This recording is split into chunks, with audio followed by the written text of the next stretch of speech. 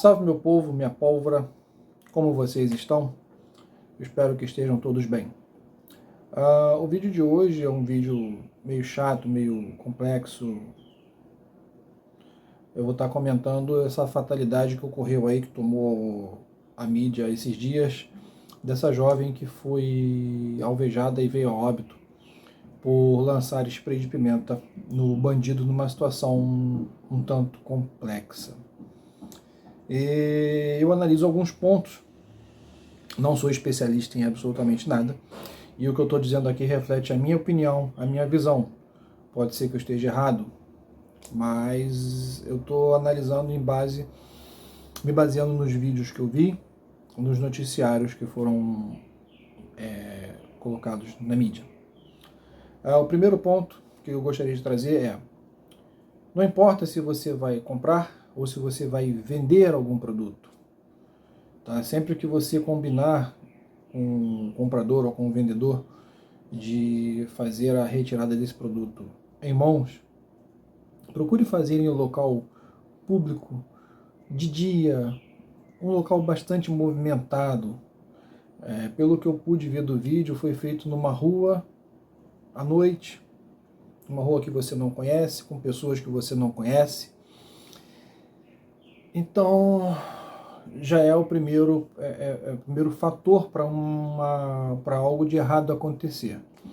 Você quer combinar com alguém, seja de comprar ou vender o produto, combine no shopping, numa praça de alimentação de um shopping, no shopping que seja bastante movimentado, em horário de bastante movimento, porque com bastantes pessoas no local, se for um bandido, a probabilidade dele reagir e te furtar vai ser reduzida drasticamente.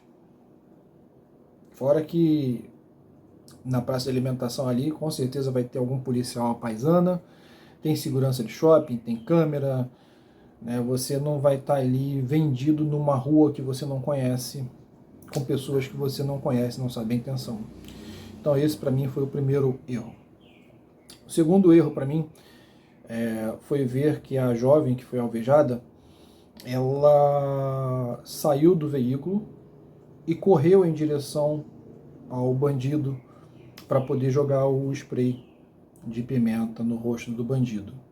E foi uma atitude infeliz dela, infelizmente. Se você está numa situação em que você já está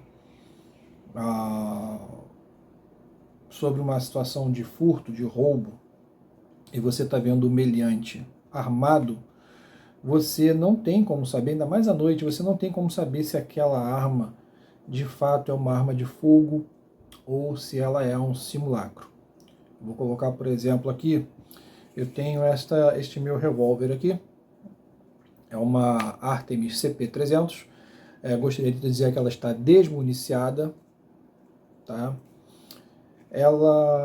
Ele é um revólver que dispara esferas de aço, de pimenta, de alumínio, entre outros tipos de projéteis, e ele é alimentado por cilindro de CO2, tá?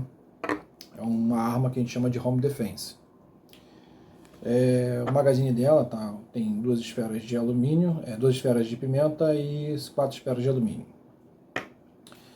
Eu adquiri esse revólver aqui tem um certo tempo, tem 1 ano mais ou menos, e eu espero que nunca precise utilizá-lo. Mas você tem que ter o discernimento se você precisa de fato utilizar uma determinada ferramenta, se você vai de fato poder utilizar aquela ferramenta, se você tem a habilidade de manuseio daquela ferramenta. E pelo que eu observei no vídeo, ela não tinha nenhum preparo para fazer a utilização daquele spray de pimenta. Não é só simplesmente você adquirir o spray, ter uma situação, você pega, vai lá e dispara. Não é assim. E eu vou botar como exemplo esse meu revólver. Como eu falei, eu tenho ele, eu espero que eu nunca precise utilizá-lo. Vamos supor que um meliante venha a invadir a minha residência. Primeiro, eu vou ter que analisar se esse meliante está portando ou não uma arma de fogo. Uma arma.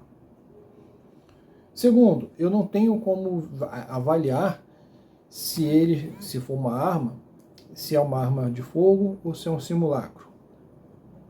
Terceiro, mesmo que ele não esteja portando nenhum tipo de arma, eu vou ter que avaliar uma situação para ver se eu vou precisar utilizar o meu artefato ou não.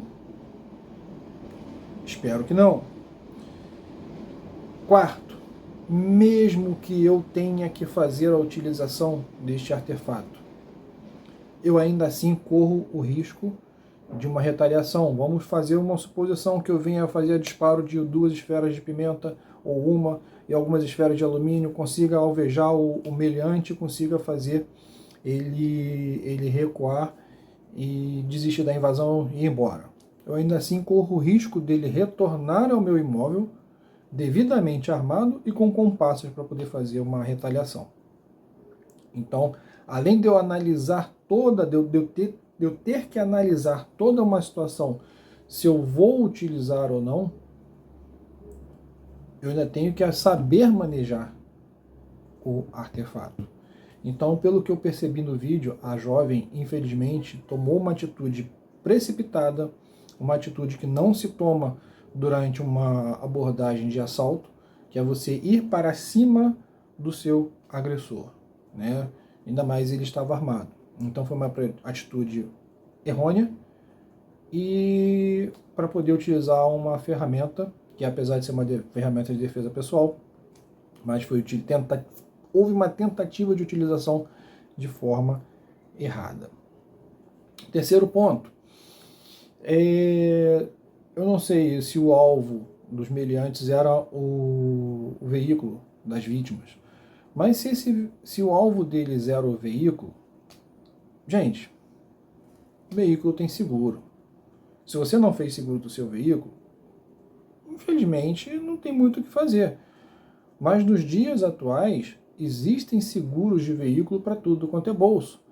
Se você não tem condições de pagar um seguro mesmo de veículo, empresas como a gente conhece aí, várias aí, Porto Seguro, Toque Marine, Azul, e Bradesco, e Banco do Brasil, e tantas outras empresas que têm de fato um seguro, existem essas empresas que a gente conhece aí, nessas, como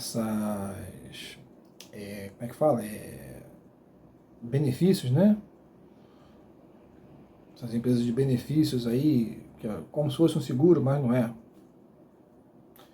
Então tem para tudo quanto é bolso hoje, seguro e seguro. Então, se o alvo era o veículo, deixa levar, sabe? A sua vida, não existe um valor monetário que defina o quão valiosa é a sua vida. Um bem material não define a sua vida, não define o quanto vale a sua vida. Se aquele veículo custa ali 10, 15, 20, 30, 40 mil, deixa levar.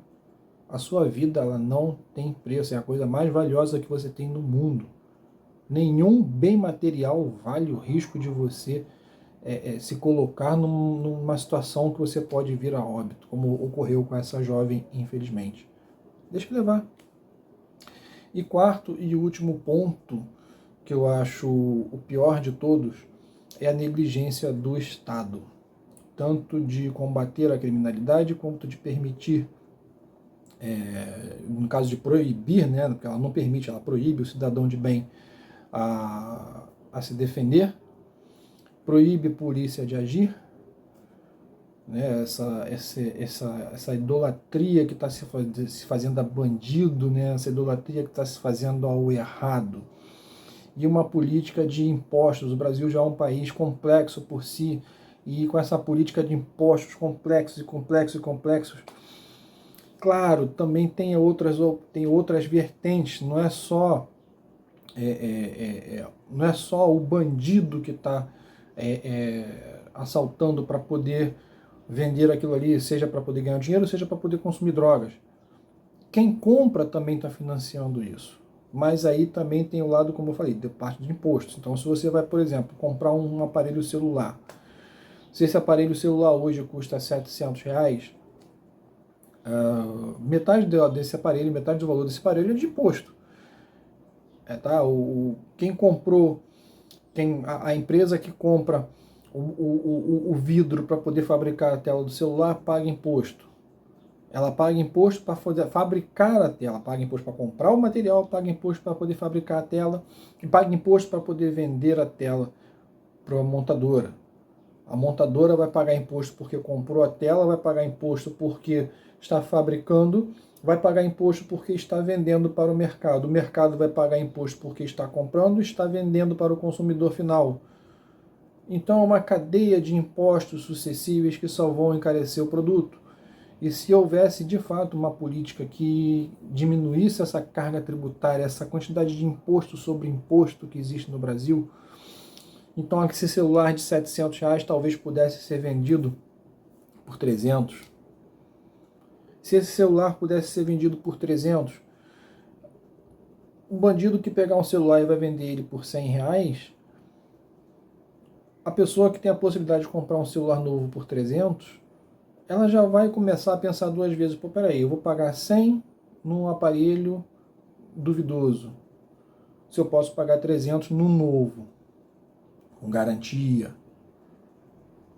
Tem esse lado, mas também, como eu falei, tem o lado do brasileiro que é sempre dar o jeitinho em tudo, que é sempre mais barato, que é sempre tudo na mão, que é sempre tudo, que não está se importando se é um material proveniente de latrocínio ou não. Infelizmente a pessoa quer ter, quer ostentar, quer fazer, quer tudo na mão, quer tudo na facilidade. Então tem esses dois lados dessa parte política, né, dessa parte da índole do cidadão. Não é só no Brasil também não, tá? Não é só no Brasil não. Muita coisa pelo mundo aí afora também ocorre, mas aqui no Brasil a coisa é complicada. Então, como eu falei, resumindo de novo aqui, os meus 4 pontos que eu analiso são esses, né? O fato da marcação do local, o fato de como a jovem agiu, o fato se o alvo era o veículo ou não, se tinha seguro ou não, o que é, e a negligência do Estado em relação a tudo que a gente está vivendo. Infelizmente, a fatalidade ocorreu, isso tem sido corriqueiro, a gente vê o que a gente mais vê estampando matérias de jornais, seja jornais físicos, seja na internet, seja em redes sociais, essa negligência desse Estado completamente, sabe? Eu não tenho nem palavras, é uma ojeriza tão grande que eu tenho, sabe? Um nojo tão grande que eu tenho desse país que eu vivo, que eu nasci, com esses políticos, com esse pensamento, sabe? Enfim. Aos familiares da vítima, desejo que Deus conforte o coração de vocês.